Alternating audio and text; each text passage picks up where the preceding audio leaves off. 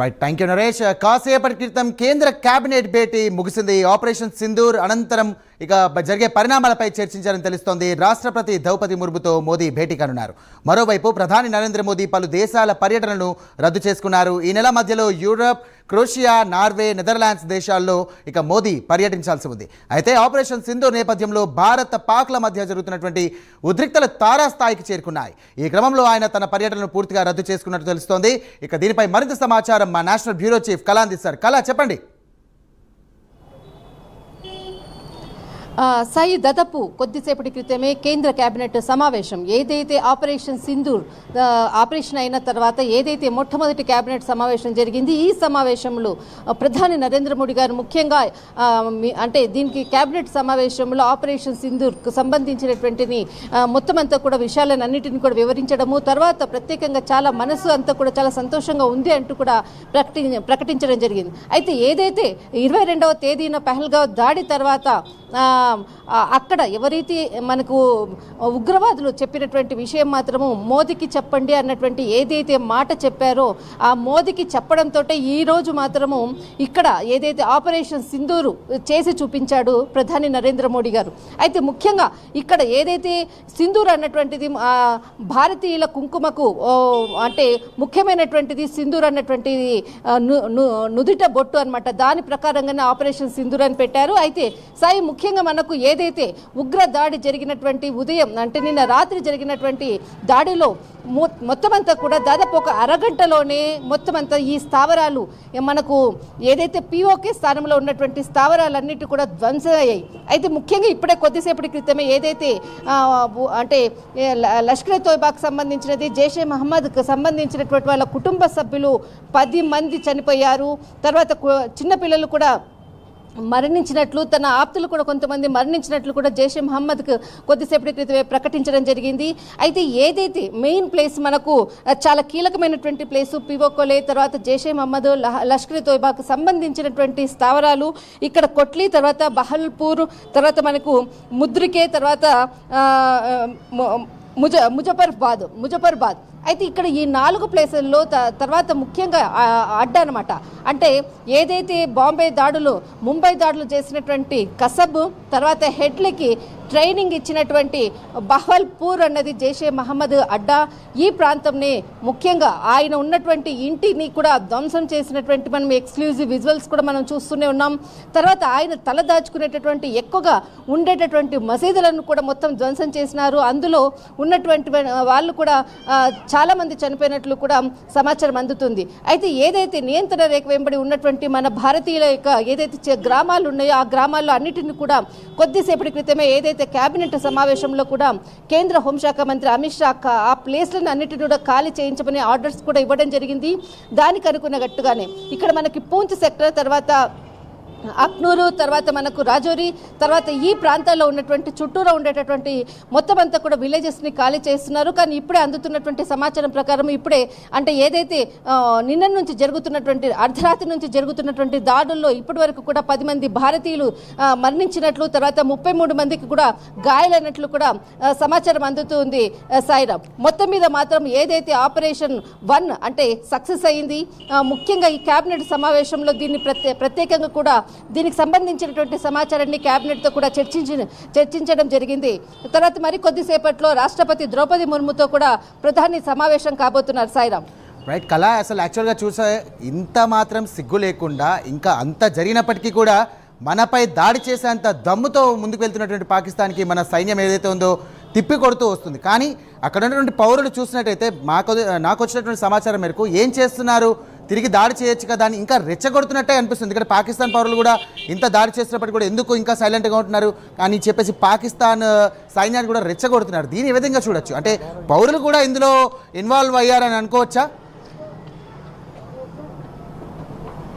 ఖచ్చితంగా ఏదైతే ఉందో మనకు ఏదైతే దాడులు జరుగుతున్నటువంటి ప్లేస్ ఉందో అక్కడ పాకిస్తాన్లో ఉన్నటువంటి హైదరాబాద్ అన్నటువంటి ఒక పట్టణము, అక్కడ ఉండేటటువంటి ప్రజలందరూ కూడా మొత్తం అంతా కూడా నినాదాలు చేస్తున్నటువంటి ఒకవైపు కనపడుతుంది. కానీ వాళ్ళు 22వ తేదీన మనకు పెహల్గా దాడి చేసిన రోజు వాళ్ళకు ఇక్కడ ఎవరైతే ఎంతమంది చనిపోయారో వాళ్ళ కుటుంబ సభ్యులు ఏంటి, భారత్లో ఉన్నటువంటి ప్రజలు ఏంటిది అనేది వాళ్ళకు ఆ రోజు గుర్తుకు రాలేదు.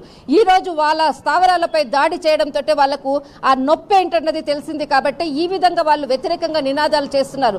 కానీ ఈ రోజు ఆపరేషన్ ఏదైతే సింధూర్ చేసినటువంటి 1 ఉందో మళ్ళీ ఖచ్చితంగా 2 కూడా చేయడానికి మేము సిద్ధము అంటూ కూడా ఇక్కడ సైనిక అధికారులు ప్రకటించడం జరిగింది. ముఖ్యంగా ఏదైతే మనకు అనేక ఉగ్ర దాడుల్లో కుట్రల్లో ఉన్నటువంటి ఎవరైతే టెర్రరిస్టులు కానీ చాలా మంది కూడా సీనియర్లను అన్నిటిని కూడా ఇక్కడ మనకి శ్రీనగర్లో ఉన్నటువంటి సెంట్రల్ జైల్లో వాళ్ళని పెట్టడం జరిగింది. మొత్తం అంతా కూడా ఇక్కడంతా కూడా రెడ్ అలర్ట్ ప్రకటించడం జరిగింది చుట్టూరా. ఎందుకంటే దాదాపు ఒక 2 రోజుల క్రితం ఇంటెలిజెన్స్ రిపోర్ట్ ప్రకారంగా ఈ ప్రాంతాలలో కూడా కొంత కూంబింగ్ చేసినట్లు కూడా సమాచారం రావడంతో ఈ ప్రాంతాన్ని అంతటిని కూడా మొత్తం అంతా కూడా రెడ్ అలర్ట్ ప్రకటించడం జరిగింది. అయితే ముఖ్యంగా శ్రీనగర్లో చాలా మంది ఈ ఉగ్రదాడులకు పాల్పడినటువంటి వాళ్ళు ఉగ్రవాదులు అందరూ కూడా దీంట్లో ఉండడం అన్నది కూడా ఇక్కడ చాలా కీలకము. మొత్తం శ్రీనగర్ అంతా ఇక్కడ స్కూల్స్ కూడా మొత్తం అంతా స్టాప్ అయ్యాయి. మరొక వైపు ఇతర రాష్ట్రాల నుంచి వచ్చేటటువంటి ప్లేన్స్ కానీ విమానాలను కూడా నిలుపుదల చేయడం జరిగింది. మరొకటి ఇక్కడ మాక్ డ్రిల్స్ కూడా స్టాప్ చేశారు. ఏదైతే నిన్న దేశవ్యాప్తంగా కూడా మాక్ డ్రిల్స్ చేయించాలి అన్నటువంటి ఒక ఆదేశాలు MHA ఇచ్చినటువంటి ఆదేశాలను కూడా ఈరోజు ఏదైతే ఇక్కడ శ్రీనగర్లో ఉన్నటువంటి పరిస్థితుల్లో ఇక్కడ ఉన్నటువంటి ప్రస్తుత పరిస్థితుల్లో మాక్ డ్రిల్స్ను కూడా నిలుపుదల చేశారు. కానీ ఇప్పుడు ఖచ్చితంగా మనకి అక్నూరు, తర్వాత పూంచ్ సెక్టర్, రాజౌరి సెక్టర్, కుప్వారా, తర్వాత మనకు ఈ ఉరి సెక్టర్లు మొత్తం ఈ 5 సెక్టర్లు చాలా POKకి దగ్గరగా ఉండేటటువంటి ప్లేసులు కాబట్టి మొత్తం 740 కిలోమీటర్లకు పైగా ఉండేటటువంటి ఈ LOC ప్రాంతాన్ని అంతటిని కూడా దాడులు జరుగుతున్నటువంటి సిచ్యువేషన్ ప్రస్తుతం నెలకొని ఉంది. కానీ ఎదురుగా పాకిస్తాన్కి ధైర్యంగా అక్కడ ఉండేటటువంటి వాళ్ళకి బుద్ధి చెప్పే పని మాత్రము భారత సైన్యం మాత్రము ఎదురుగా వాళ్ళకి ఉండి మొత్తం అంతటి కూడా వాళ్ళని సర్వనాశనం చేసేటటువంటి పరిస్థితులు నెలకొని ఉంది. సాయి రైట్ కళ, యాక్చువల్గా నిజం చెప్పాలంటే అమెరికా అధ్యక్షుడు డొనాల్డ్ ట్రంప్ కూడా అన్నారు. సాయి ఇక్కడ అమెరికా అధ్యక్షుడు డొనాల్డ్ ట్రంప్ కూడా అన్నారు పాకిస్తాన్ అయితే నోరు మూసుకొని కూర్చోవాలి, భారతదేశానికి ఏది జరిగినప్పటికీ కూడా నోరు మూసుకొని కూర్చోవాలి, ఏది చేసినప్పటికీ కూడా మీరు చేసింది తప్పే కాబట్టి భారతదేశం నుండి వచ్చినటువంటి ఏ ఆపరేషన్కైనా మీరు సిద్ధంగా ఉండాలి, దాన్ని మీరు భరించాలని చెప్పేసి అమెరికా అధ్యక్షుడు డొనాల్డ్ ట్రంప్ కూడా పిలుపునిచ్చారు. దీన్ని ఏ విధంగా చూడొచ్చు? ఖచ్చితంగా ఎందుకనంటే భారత్పై దాడులు చేసిన రోజు కూడా అటు అమెరికా కానీ అటు రష్యా కానీ జపాన్ కానీ అన్ని ప్రపంచంలో ఉన్నటువంటి దేశాలన్నీ కూడా స్పందించాయి. ఈ రోజు దాడి చేసినటువంటిది దాని మీద దాడి చేస్తే ఎవరు కూడా దాని మీద వేలెత్తి చూపేటటువంటి అంటే వేలెత్తి చూపించే విధంగా భారత్ ఈ పరిస్థితుల్లో లేదు. ముఖ్యంగా ఎందుకనంటే ఇన్ని రోజులు దాదాపు 22వ తేదీన దాడి అయిన తర్వాత దాదాపు 12 రోజుల పాటు 13 రోజుల పాటు భారత్ ఎందుకు వెయిట్ చేసింది అంటే ఇదే కారణం. ప్రపంచ దేశాల కొరకు వారి నుంచి ఏ విధంగా స్పందన వస్తుందన్నది చూడడం కొరకు ఒక కారణము. 2 అంటే ఐక్యరాజ్య సమితి కానీ ఇతర యూరోపియన్ కంట్రీస్తో కూడా అందరితో కూడా ఇక్కడ విదేశాంగ శాఖ మంత్రి మనకు తర్వాత ఇక్కడ జైశంకర్ అన్ని దేశాలకు సంబంధించినటువంటి నిన్న రాత్రి జరిగినటువంటి ఏదైతే ఆపరేషన్ సింధూర్కు సంబంధించినటువంటిది అన్ని విషయాలను అన్నిటిని కూడా దాదాపు 15 దేశాలకు సంబంధించినటువంటి ఇక్కడ మనకి వారి ఆయా దేశాలకు సంబంధించినటువంటి మినిస్టర్స్తో కూడా మాట్లాడడం జరిగింది. దీనికి సంబంధించినటువంటి పూర్తి సమాచారాన్ని కూడా ఎప్పటికప్పుడు ఇస్తున్నారు. కాబట్టి ఈ 13 రోజుల సమయాన్ని మాత్రము ఖచ్చితంగా ప్రపంచంలో ఉన్నటువంటి దేశాలతో రిలేషన్స్ పెంచుకుంటూ వారికి సంబంధించినటువంటి ఏదైతే అంటే వాళ్ళ నుంచి కూడా స్నేహహస్తం తీసుకోవడం కొరకు తర్వాత యుద్ధం చేసేటప్పుడు వాళ్ళ నుంచి ఏ విధంగా నెగిటివ్ రాకుండా ఉండడం కొరకే ఈ 13 రోజుల సమయాన్ని ప్రధాని నరేంద్ర మోడీ గారు ఉపయోగించినట్లు కూడా రాజకీయ విశ్లేషకులు తెలియజేస్తున్నారు. రైట్, యాక్చువల్లీ నిజంగా చెప్పాలంటే ఇప్పుడు కేంద్ర క్యాబినెట్ కూడా ముగిసింది సంబంధించి కూడా దీనిపైన వివరాలు కూడా సింధూర్ ఎలా చేయబోతున్నారు, ఎలాంటి దాడులు చేయబోతున్నారు అనే అంశంపైన కూడా మన దేశానికి సంబంధించినటువంటి ప్రెసిడెంట్ ద్రౌపది ముర్ముతో కూడా ప్రధాని మరి కాసేపట్లో భేటీ కాబోతున్నారు. దీన్ని ఏ విధంగా చూడొచ్చు? ఖచ్చితంగా ఏదైతే ఆపరేషన్ సింధూర్కి సంబంధించింది కేంద్ర కేబినెట్ సమావేశంలో చర్చించారు. దీనికి సంబంధించినది ఏ విధంగా అంటే నిన్న జరిగినటువంటి ఏదైతే సైనిక దళాలకు సంబంధించినటువంటి కీలక 2 సమావేశాలు జరిగిన తర్వాతనే రాత్రి ఆపరేషన్ సింధూర్ని ప్రారంభించడము, దానికి ప్రత్యక్షంగా మొత్తం అంతా కూడా ప్రధాని నరేంద్ర మోడీ గారి యొక్క అధికార నివాసం నుంచే దీన్ని ఆపరేట్ చేశారు. అంటే ఇప్పుడు అందుతున్నటువంటి సమాచారం ప్రకారం రాత్రి జరిగేటటువంటి లైవ్లకు తర్వాత జరిగినటువంటి దాడులకు పూర్తి సమాచారం ఎప్పటికప్పుడు మినిట్ టు మినిట్ ప్రధాని నరేంద్ర మోడీ గారి సమక్షంలో జరిగింది. ఆయనకి ఎప్పుడు కూడా ఈ సమాచారాన్ని ఇస్తూనే ఉన్నారు. డైరెక్ట్ గా కొన్ని విజువల్స్ ని కూడా ఆయన అంటే ప్రధాని గారు చూసినట్లు కూడా సమాచారము. అయితే ఇదే అంశాన్ని కూడా కేంద్ర కేబినెట్ సమావేశంలో, ఎందుకంటే పహల్గావ్ దాడి తర్వాత అంత పెద్ద దాడి జరిగిన తర్వాత నేను ప్రమాణం చేస్తున్నాను, దీనికి ఖచ్చితంగా స్పందన అంటే అది చేసినటువంటి దాడికి ఖచ్చితంగా దీనికి మరి తిరిగి దాడి ఖచ్చితంగా ఉంటుంది. అదే సిచ్యువేషన్ ని అంటే భారత సైన్యానికి కూడా పూర్తి స్వేచ్ఛని ఇవ్వడం అన్నది కూడా ఇక్కడ చాలా కీలకము. దాన్ని బట్టే మొత్తం అంతా కూడా ఏదైతే ప్రధాని నరేంద్ర మోడీ గారు ఇదే అంశాన్ని కూడా ఇప్పుడు రాష్ట్రపతి ద్రౌపది ముర్ముతో కూడా చర్చించనున్నారు. అయితే వీలవుతే ఏదైతే ఆపరేషన్ సింధూర్ ఒకటి జరిగిందో మరి ఆపరేషన్ సింధూర్ 2 కూడా జరగడానికి అవకాశం కూడా ఉంది.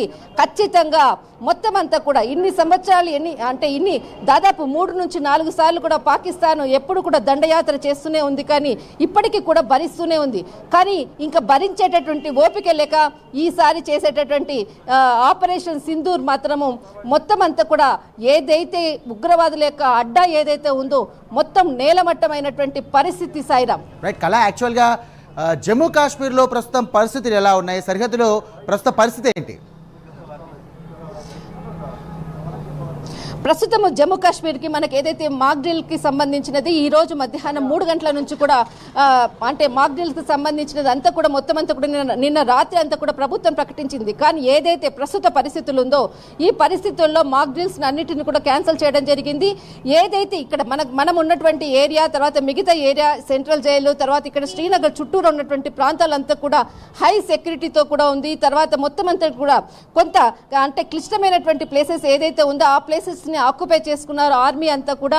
అందరూ కూడా ఎక్కడ ఏమవుతుందో ఏ క్షణాన ఏది అంటే మా మీద అంటే ఇండ్ల మీద వచ్చి రాకెట్లు పడతాయో మిసైల్స్ పడతాయన్న భయంతో మాత్రం ఇక్కడ ఉన్నటువంటి ప్రజలు ఇచ్చిస్తున్నారు. రాత్రి ఏదైతే మనకు ఆపరేషన్ సింధూర్ జరిగినటువంటి సమయంలో ఇక్కడ మనకు అంటే కొద్దిసేపటి క్రితం మనం ఎక్స్క్లూజివ్గా మనము అక్కడ నుంచి ఇవ్వడం జరిగింది. పరంపూర్ అన్నటువంటిది దానికి సంబంధించినటువంటి ఒక స్కూల్ పై రాత్రికి సంబంధించినటువంటి ఏదైతే ఆపరేషన్ సింధూర్లో పాకిస్తాన్కి సంబంధించినటువంటి ఒక మిసైల్ వచ్చి ఆ స్కూల్ పైన పడడంతో మొత్తం అంతా కూడా ఆ శకలాలంతా కూడా పడినటువంటి దృశ్యాలను కూడా మనం ఎక్స్క్లూజివ్గా చెప్పాం.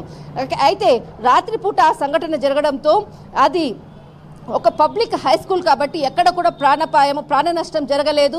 ముఖ్యంగా దీనికి సంబంధించినటువంటి శిథిలాలు 2 చోట్ల పడ్డాయి.